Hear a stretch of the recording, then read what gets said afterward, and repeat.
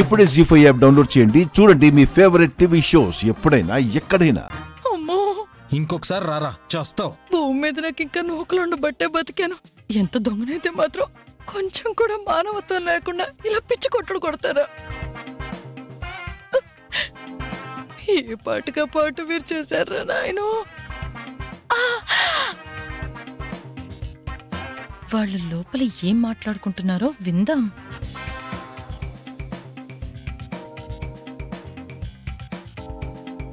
అవును, బేబమ్మ పిన్నేది?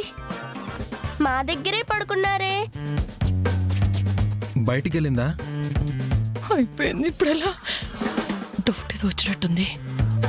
మేనేజ్ చేస్తా. వెనక డోర్ నుంచి చూసిస్తాను.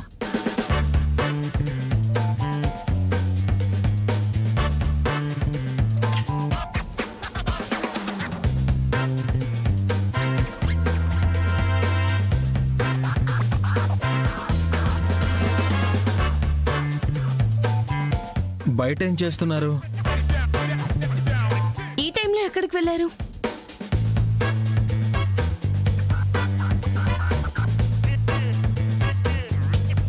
దేనికి వెళ్ళారు? బేబమ్మ, నొప్పి లోపలే ఫీల్ అవ్వు. బయట కుక్కన పడిందో నువ్వే దొంగవని తెలిసిపోద్ది. అబ్బా చెప్పండి, మాట్లాడవే.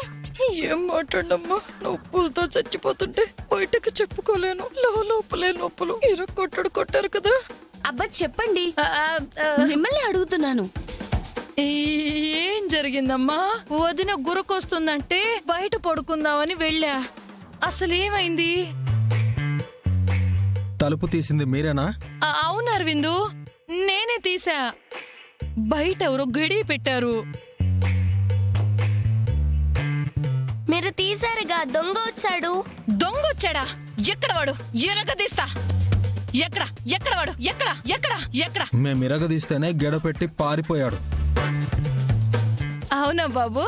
నీ వల్లే. సారీ వదినా, ఇంకెప్పుడు తలుపు తీయనే. తెలివిగా ఉంటాగా. ఏమంటావో ఏంటో. పదండి పడుకుందాం. పదండి వదినా, పదండి పడుకుందాం. నాకు కూడా ఒళ్ళు సహకరించట్లేదు. నిలబడలేకపోతున్నాను. మీకేమైంది? నిద్ర వస్తుందని చెప్పాను కదా అక్షరా. పదండి వదినా, పదండి. రా అమ్మా, వెళ్దాం. మేము వెళ్తాము, నువ్వు ఇక్కడే పడుకో. నీ గురకకి మాకు నిద్ర పట్టట్లేదు. సరేలే తల్లి, వెళ్ళి పడుకోండి. ఇక్కడ ఎవరైనా దొంగలొస్తే నేను చూసుకుంటా.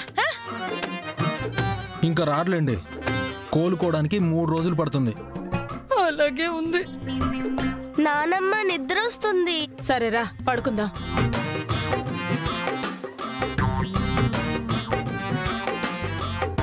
నిద్ర వస్తుందా?